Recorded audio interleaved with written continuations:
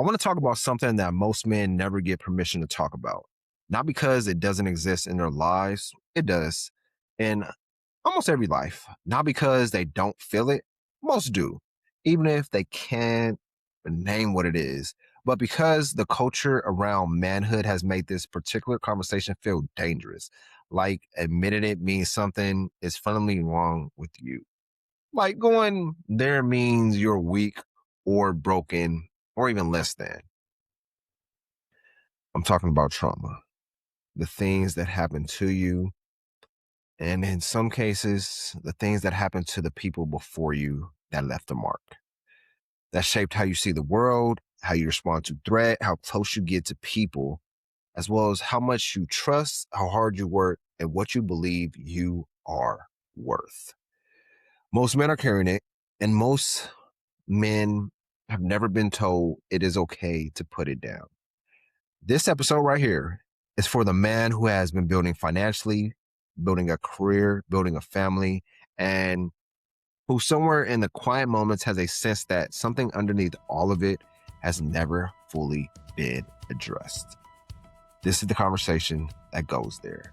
This is Sana I.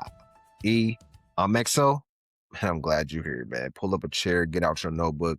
We're going to dive right into it. And I want to, what I want to start at? I want to start by clarifying what trauma is, because I think the word gets used in ways that make some men feel like it doesn't apply to them. So let me break it down for you. Trauma what isn't only what happens after a war or a catastrophic event. Those are real and serious, but they aren't the only forms of trauma. Trauma is any experience that overwhelms your capacity to process it at that time and left a lasting imprint on how your nervous system responds to the world. So it may be growing up in a household where money was always scarce and adults were always stressed. That leaves an imprint. Or watching your father be absent or present but emotionally unavailable, or present but volatile. That leaves an imprint.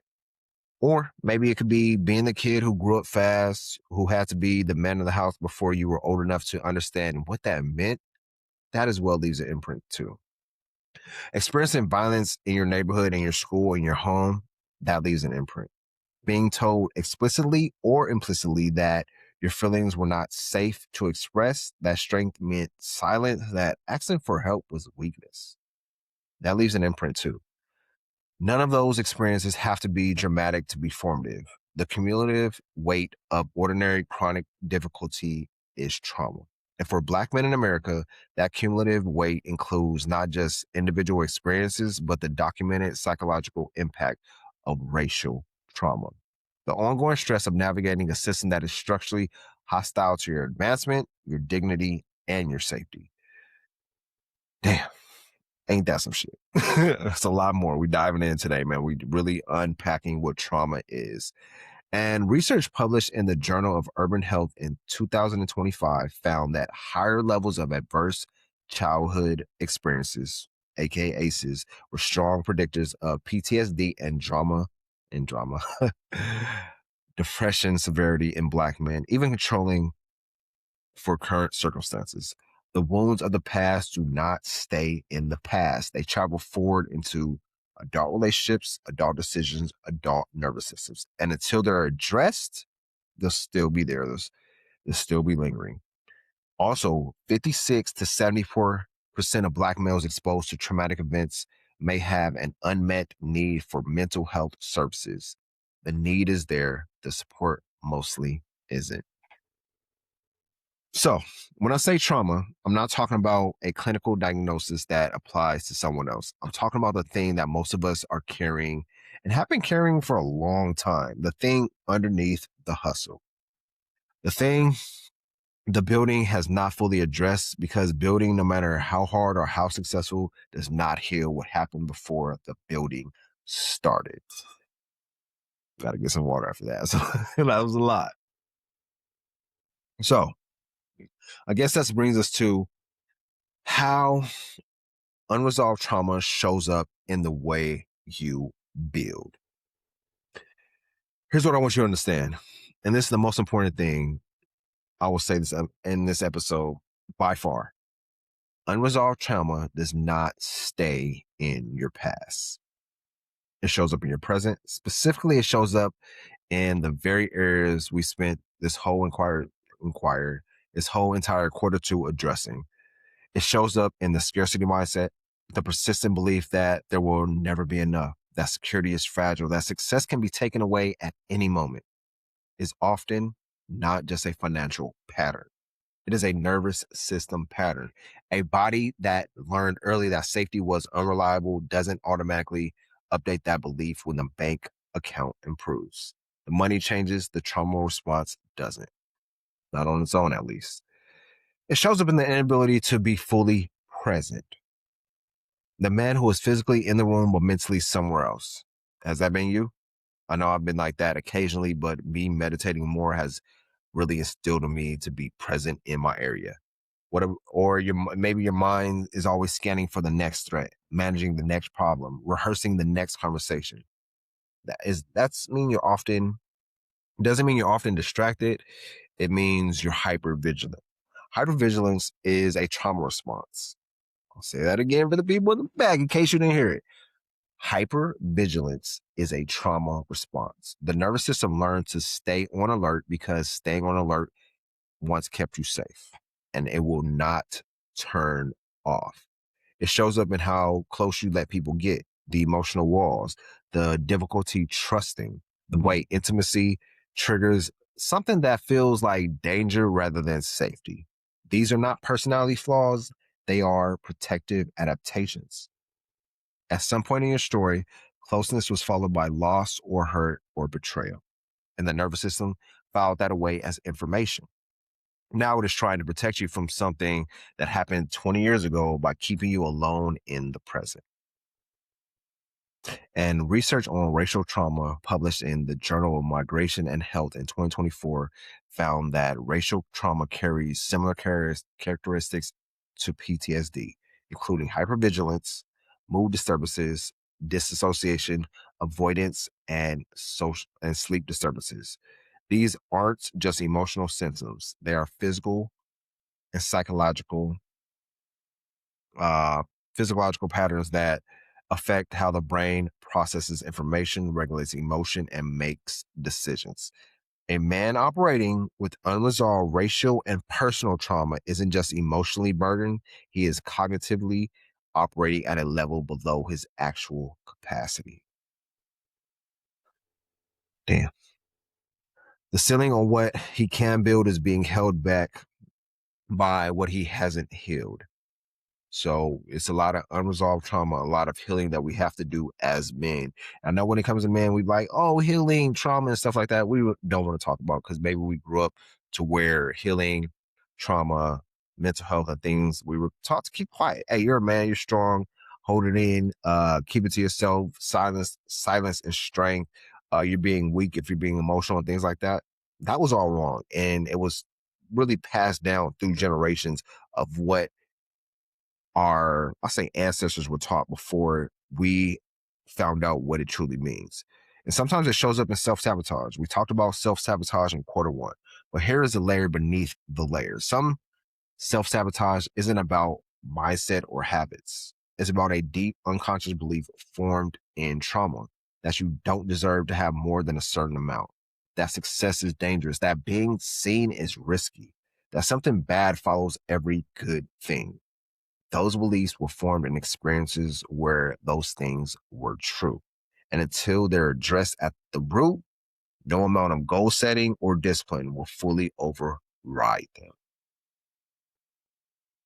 Man, I want to name why men don't do the healing work, because dismissing the barriers doesn't help anyone. So work. Let's talk about it.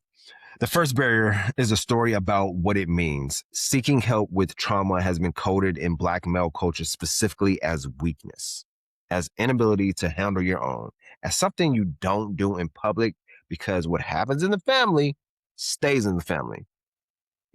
Remember that? The story was formed in environments where vulnerability was genuinely dangerous, where showing up or showing pain meant losing respect, where emotional disclosure meant being taken advantage of. The story served a purpose. It also it's also costing men their health, their relationships, and the ceiling on what they can build. The second barrier is the mental health system itself. Black men have legitimate historical reasons to distrust clinical mental health services, misdiagnosis, over medication, being pathologized rather than heard. The therapeutic relationship working best when the therapist understands the context of your life. And far too often, finding therapists who don't. Just keep it a buck. These are real barriers, and they're not excuses. And the barriers the mental health community is working to address. Imperfectly, slowly, but genuinely, they're trying to adjust that because they know. Let's talk about the third barrier. And the third barrier is the idea that being productive is the same as being healed. That if you're building, working, achieving, you must be okay. That the output is evidence of the healing, and it isn't. Some of the most driven men alive are running from something they've never stopped to face. That productivity is the coping mechanism, not the solution. The productivity is a coping mechanism, not the solution. Understand that. And that goes to the APA's 2024 report of supporting the well-being of Black men and boys noted that effective strategies include reframing the conversation, using language like mental strength rather than mental illness, meeting men in comfortable and culturally familiar spaces and building mental health literacy in community settings. The insight is important. The pathway to healing for Black men often doesn't start in a clinical office. It starts in community, in conversations like this one we're having today, in trusted relationships, in spaces where the language fits the life. And Sinai is one of those spaces. Now, if you're going through anything mentally, whether that's trauma-based, relationship-based, career-based, whatever it is, don't hesitate to reach out to me, to somebody that you like, love, and trust, because at the end of the day, we're all here for you. We all want to help you get through anything that you're dealing with. Don't think you're fighting a battle alone. There are people who love you and care about you and who want to help you get through whatever you're going through. But don't stay silent. Open up about what you're going through. Let that be your strength. Not being silent is a weakness. And here is what not doing the work costs specifically. It costs you in relationship quality. Men with unresolved trauma have measurably more difficulty maintaining close, trusting, emotional, available relationships. The walls that protect you also isolate you.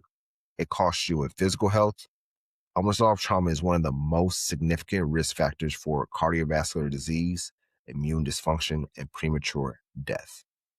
It costs you, it costs your children because unaddressed trauma is transmitted, not inevitably, but reliably, unless it is interrupted. And it costs you in the ceiling on your ambition because you cannot build at a level you're capable of from a foundation that has never been stabilized.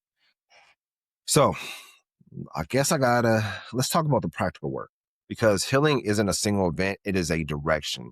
And like every other form of building that we've been talking about this whole quarter two, it starts with one move.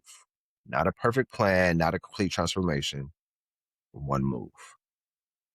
And that number one move is name it. You can't heal what you will not acknowledge, not in a public forum, but just to yourself.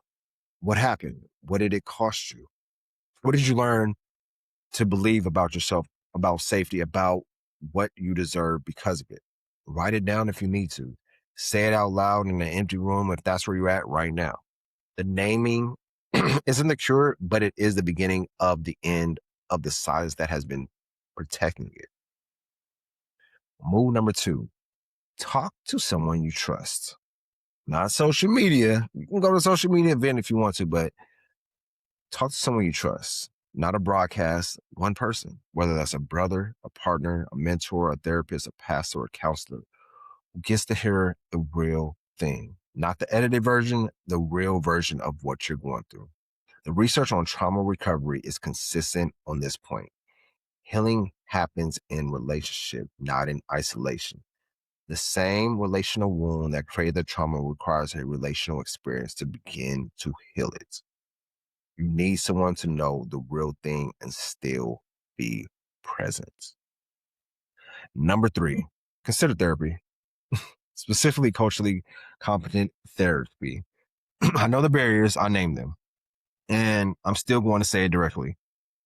Therapy works. I'll say it again for the people in the back, the people on the side. Therapy works. For trauma specifically, evidence-based modalities, EMDR, somatic therapy, trauma-focused CBT have documented measurable outcomes. The key is finding a therapist who understands your cultural context, who does not pathologize, I'll mess that up, your experience, who speaks your life. That therapist exists. Psychology Today's database allows you to filter by specialty, cultural competency, and race. The search is worth the effort. You can always find a therapist who suits you, who has the same culture as you, has the same background as you, so understands what you're going through. And research on this shows that culturally tailored mental health interventions programs designed specifically for Black men by practitioners who understand the cultural context produce significantly better engagement, retention, and outcomes that standard clinical approaches. So get that therapy, reach out, do what you have to do. I'll leave some therapy sites in the show notes. Check them out. The Nimhead brother, you are on my mind support, you're on my mind initiative, peer support programs, and community-based mental health models are showing that when the pathway is healing is built for man walking it, more men walk that same path. The help that fits is the help that works. Move number 4, understand that healing and building are not sequential. You do not have to be fully healed before you start building.